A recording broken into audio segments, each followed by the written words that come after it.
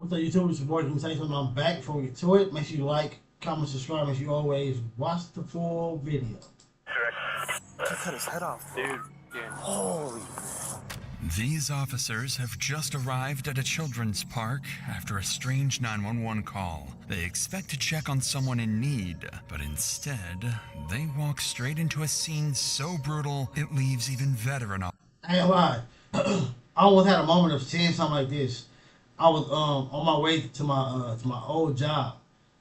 I walk past this alley. I see something I see something, but I don't know what I'm seeing because it's from a distance. But I'm like, some just don't look right, bro. Like what I'm looking at. 30 minutes, an hour later, it's on the news. Same situation. Head on top of a body. Like, I'm like, bro, that I almost went down there to go look, and I would have seen that.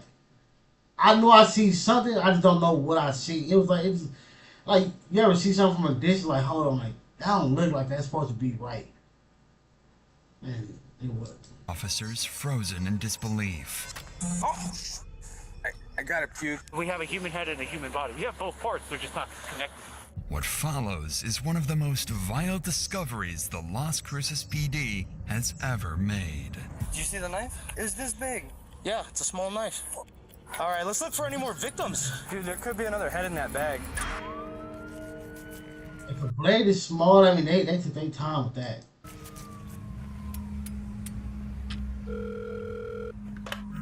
Hello, so I was just driving, right, and then I pulled into Apalaca Park, and I seen there was a body laying on the floor, and then I think his head was on the side of him. Could you tell if he was breathing? So then I no, his head was completely off of his body. What do you mean? Like, he was decapitated. She feel like, what do you mean? What do you mean? Huh?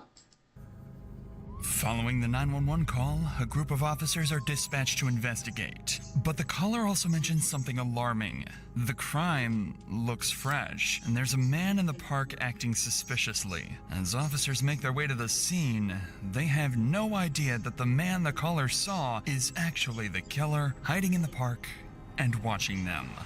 Have one officer the This is why you don't go to park late night. Like, it's nighttime. And this man to I was driving, I pulled into the park, and the dude is still there.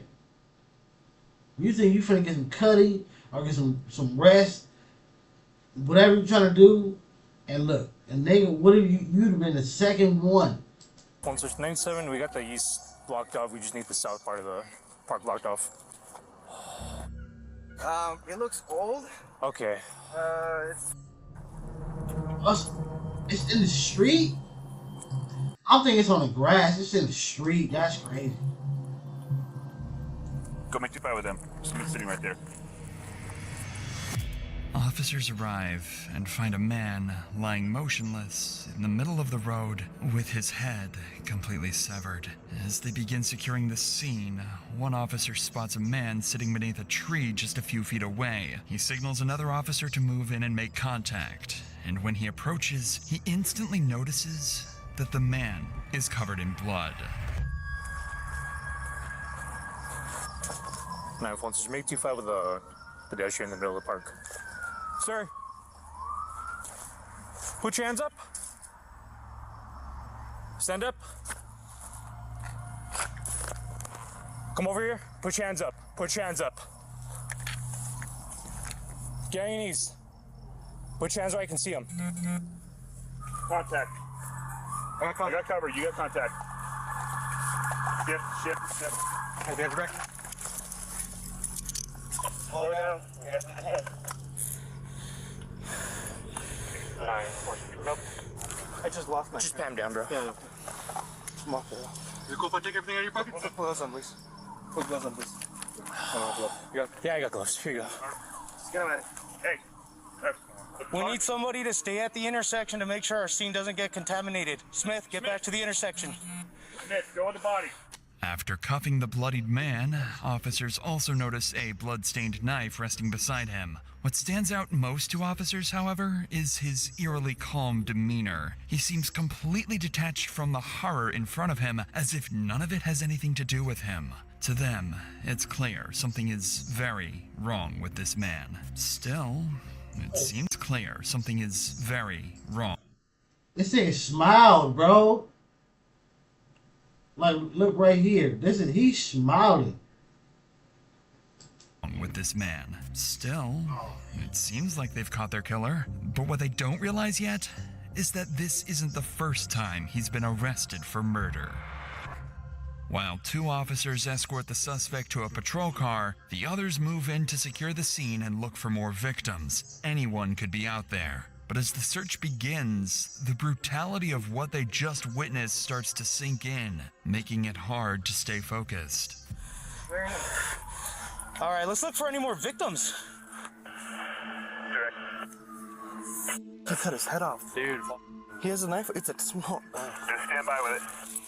I'm right here by the rock because there's a big pool of blood in the grass. I didn't want to walk close to it because I didn't want to get in trouble for walking so close to it. But Did they say that they have a suspect or a possible suspect? I'm like 99.99. That's it. Oh, really? You think so? Here's right there, next to the knife with all the blood.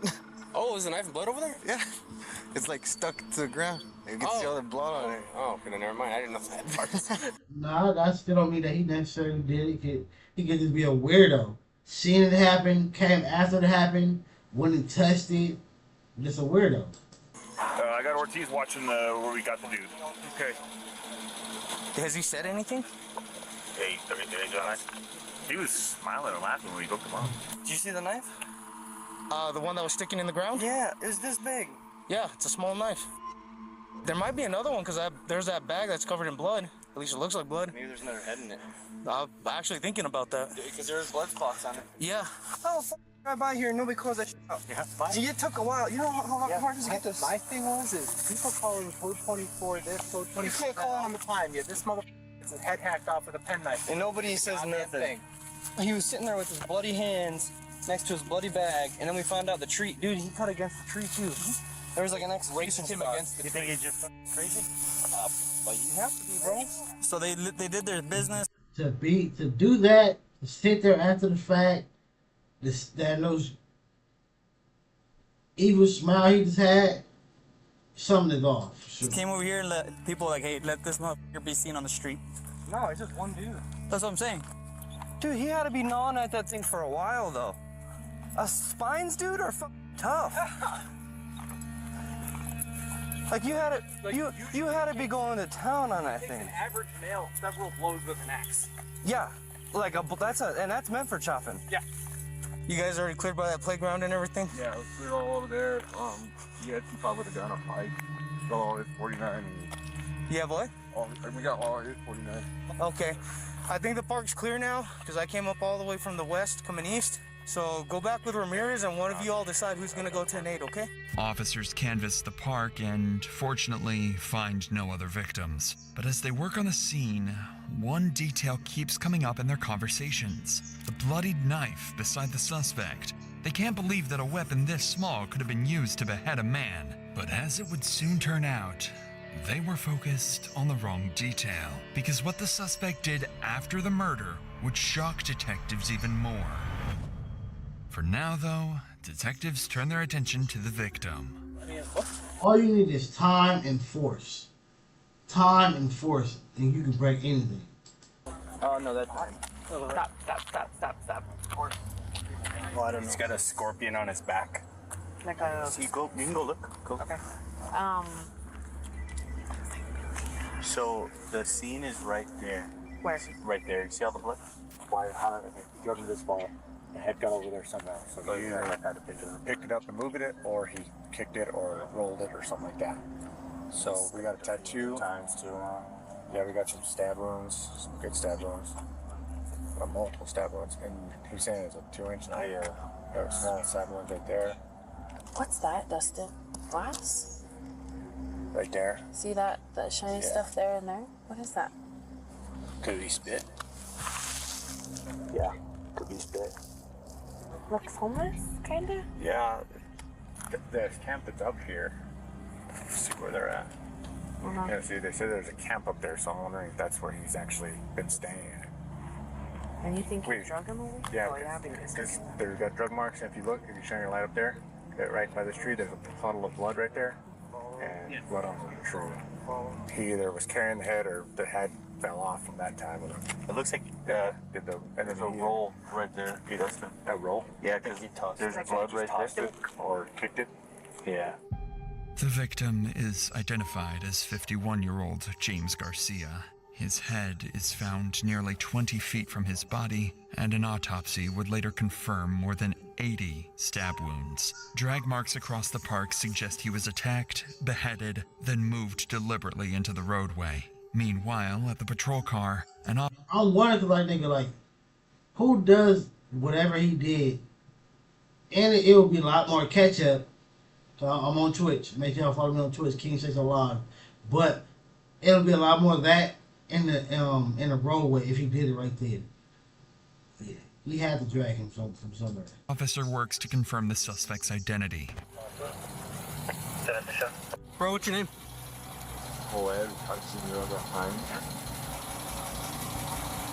So, this is what he gave me. I don't know if you guys found any identification. Laser said he didn't feel a lot on. Yeah. As word spreads of the suspect's identity, one officer realizes this isn't the first time he's dealt with Joel. You know who the suspect is? Science. It's Joel. Huh? It's Joel. Which one's Joel? Joel Science. He's the one that Code 5 Vex wrote death to in his own blood and then signed his name. 8 weeks before this incident, Joel went on a vandalism spree in Las Cruces. He smashed the windows of 2 local businesses, and inside one of them, officers found walls covered in homophobic slurs and hate-filled messages, written in marker and smeared with blood.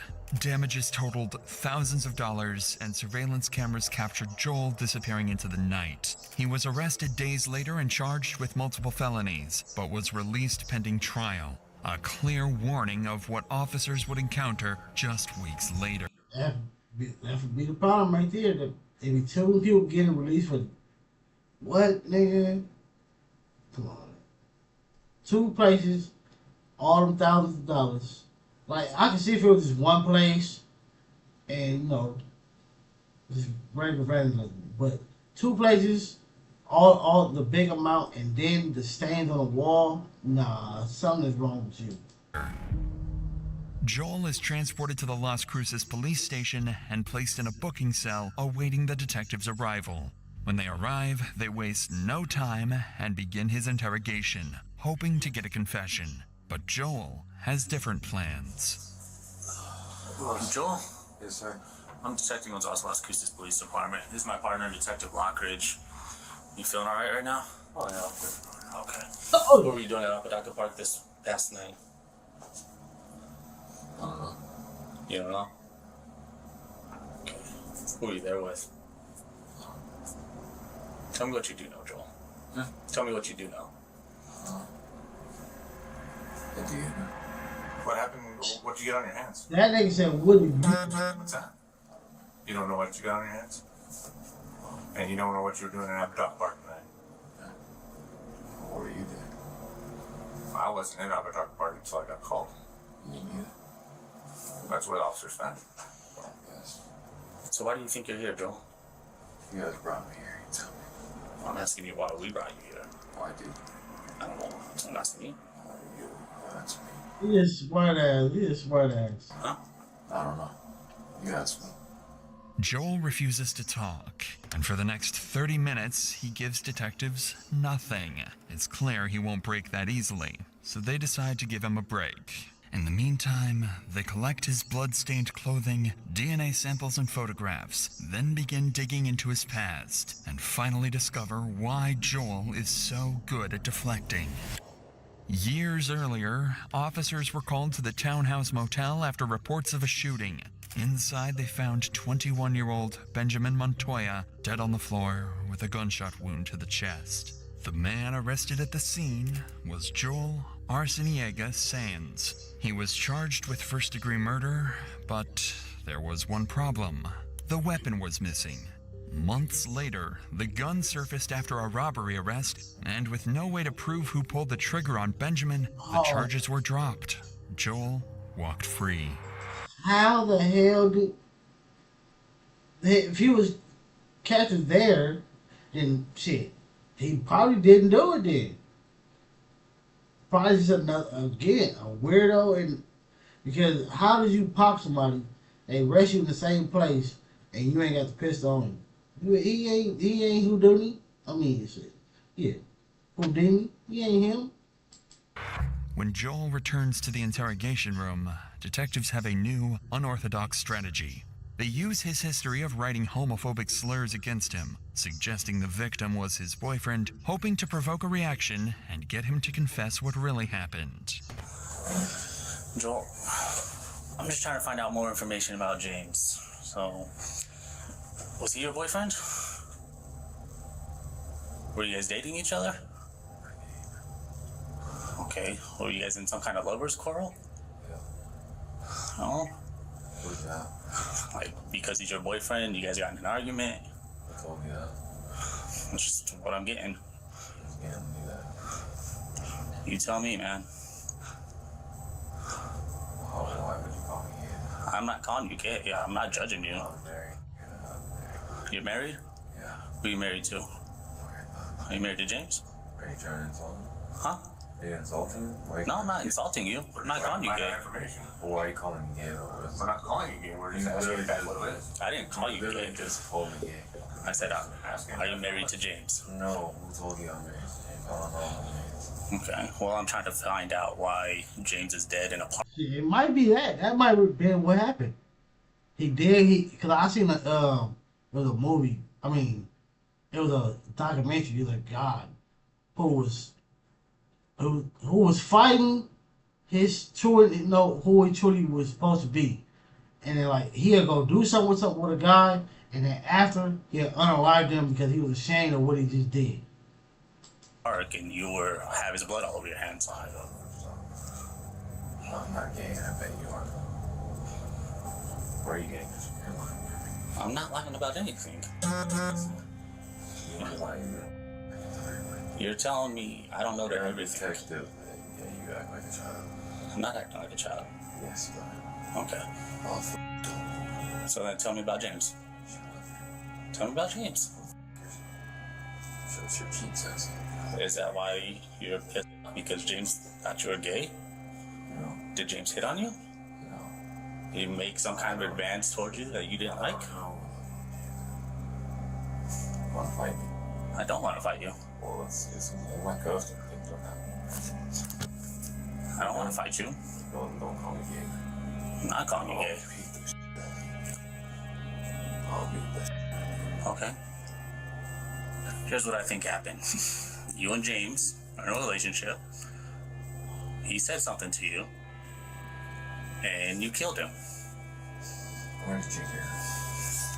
Does your wife know where you're at right now? I'm not gonna tell you. Does she know that you're sleeping in the park with another guy? No. Well, I'm not. You told me earlier you're sleeping in the park. You and James are the only ones in the park. I didn't do that. That's exactly what you told me. No, I've never seen that. It's on the camera. That's not what I said. Look, Joel, we know what you did. We just want to know why you did it. So why did you kill that guy? It's because you're my wife. Your wife. When did this happen? 4 years ago. 4 years ago? Yeah. Okay. Was that reported? No, we were all homeless. What's that? We were all homeless. You guys are all homies. Homeless. Homeless, I'm sorry. Those are our bags that you had to go stealing from us. Okay. Which bags are yours? Those 3 backpacks belong to my wife and her 2 friends. Okay. I wanted to get them back. I just tried to take them. You pulled the gun on me, you saw it. So yeah, I have a knife and I stabbed him down. And what else did you do? I cut his head off. I dragged his body down the street and gave it a good soccer with his head. You played soccer with his head? Yeah, I keep flat passing cars. I told you what you did. So. I appreciate that. I appreciate you being honest with us. Can you get a cigarette? Man. I wonder if the first part was real. You want a cigarette? You can see what I can do for you, okay? See what I can do for you. I wonder if that was really like they were all homeless. He really did that to his wife. He really stole from them, and then that's why he did what he did. Within minutes, Joel loses his composure and admits to the killing. He claims James Garcia had sexually assaulted his wife years earlier, that he pulled a gun on him, forcing him to act in self-defense. But when detectives searched the scene, they found... That part I didn't believe. The gun part I didn't believe. When they first was searching around, they would have said that. Like, oh yeah, we found a weapon. No weapon, and later confirmed there was no record of a marriage, no victim, and no report of any assault. It was a story entirely fabricated by Joel to justify what he'd done. The interrogation ends there, and Joel is transported to the Doña Ana County Detention Center, where he's formally charged with first-degree murder. Over the following years, the case stalls after Joel is declared mentally incompetent to stand trial and placed under psychiatric evaluation. During that time, investigators learn that Joel has suffered from schizophrenia since the age of 11 and had been off his medication for years. It wouldn't be until March 2025, almost 4 years after the killing, that he's finally ruled competent and brought before a jury. After a week-long trial, the jury finds Joel Arciniega Saenz guilty of first-degree murder. He now faces a life sentence in the New Mexico Department of Corrections. And